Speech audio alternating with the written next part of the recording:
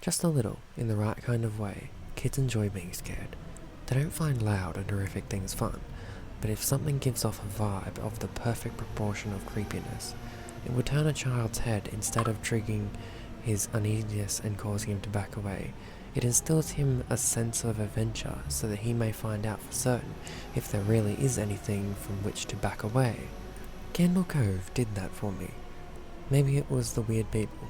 Maybe it was the themes of the haunted caves, murderous pirates and skin-grinding skeletons. Maybe it was the weird camera and sound quality. Whatever it was, I was 5 years old in 1971 and caught the pilot one day while Mum was out running errands, and thus the dial was mine to turn. I came up on the show and was instantly hooked. I've been reading up recently. My curiosity reignited and my caution diminished about this theory that the show was just weak signal static, and these rumours about this screaming episode that apparently earned the Laughingstock and her crew an abrupt pull from the seas and the Channel 58 airwaves. I can tell you right now, it wasn't just dead air or snow. However, I can't confirm the existence of episode 212 because I didn't get a chance to see it, or for that matter, any of the episodes in the second season. After all, they only aired once. This is a story of why I missed them. On Tuesday, September 21st, 1971, I came home from school in my mum's clunky Volkswagen. Since there was nothing particularly interesting on in my mum's eyes, she would forfeit the television to me for an hour while she rode her exercise bike in the basement. And of course, that day, just like several weeks leading up to it, the dial turned right to 58. Episode 6 of Season 1, I would later find out, was called Ship Crash. Apparently, the premise involves Percy musing about the lovely song of the singing dolphins. A woman is heard rhythmically cooing in the background, and Winds up falling asleep at the helm of Laughingstock, and apparently sleep steering, crashing her into a large jagged rock jutting out of the waters in the corner of the cove. The rest of the episode involves Janice and Poppy frantically trying to repair their ship before it sinks, all the while fighting sleep. Eventually they spot a strange tree growing near the peak of the mountainous rock and decide it would make great torchwood for distressed beacons. So Janice goes to fetch it. On the journey she begins to sleepwalk, which is how she comes across Susan Siren.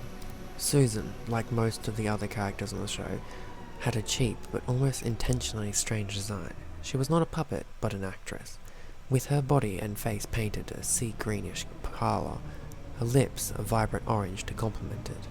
She was dressed rather, well, inappropriately for a children's show, her breasts only obscured by metallic brassiere, small chains, possibly intended originally for necklaces, serving as the straps.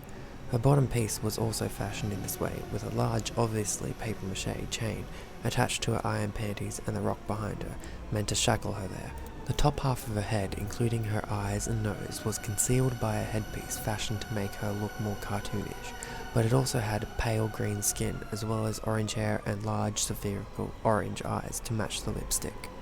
Susan Siren explains to Janice that she was condemned to Lullaby Rock centuries ago when a fleet of ships almost crashed due to her hypnotic, sleep-inducing singing.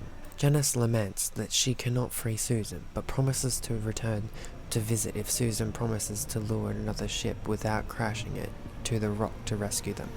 Susan agrees and sings a peaceful song about your hard work at sea and how it's earned you a nap. That day I came home from school especially drained. I remember that much. What happened in kindergarten that would leave a 5-year-old so exhausted is lost to time, but I remember being tired. So taking Susan's advice, I switched from a sitting position on the couch to a laying one and let my heavy eyes sink. Only seconds after my eyelids made everything dark, I heard the song end, and Susan boast to Janice.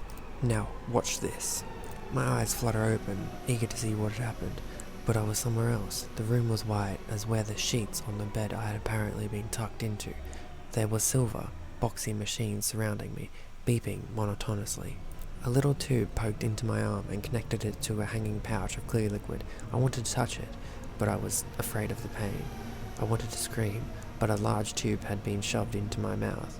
I wanted to cry and struggle and kick down the walls, but I was too weak, so I settled for a sobbing. After a few minutes of that, a woman in a white dress rushed in and called for a doctor, who simply studied me, I did call my mother, and after I was unhooked from all those machines and latched onto her, exchanging with her happier sobs, she sat me down and tried to explain that I had been in a coma for nearly 2 years. So why is my curiosity only rekindled now? I suppose I never related it to the show.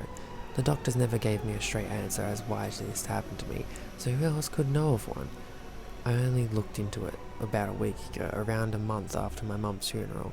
I was going through some of her old tax receipts when I found an empty envelope from NASA, dated December 29, 1971, the kind of envelope a check might arrive in. Credit, Simon Korvacs.